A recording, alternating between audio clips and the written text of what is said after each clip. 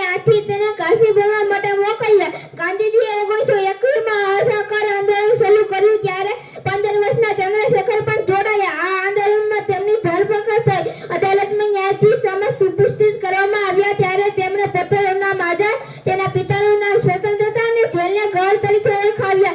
ચંદ્રશેખર ક્રાંતિકારી પ્રવૃત્તિઓમાં જોડાઈને સક્રિય સભ્ય બન્યા અને સંગઠન માટે ફાળો ઉઘરાવવાનું કામ કરવા લાગ્યા. તેઓ 1925ની કાકોરીની લૂંટમાં સામેલ હતા. ઉપરાંત તેઓ લાલા લજપતરાય રાયની હત્યાનો બદલો લેવા માટે કાવતરામાં પણ સામેલ હતા. આઝાદે કેટલા સમય માટે પોતાની ઝાંસી અને પોતાનું પ્રવૃત્તિનું કેન્દ્ર બનાવ્યું હતું.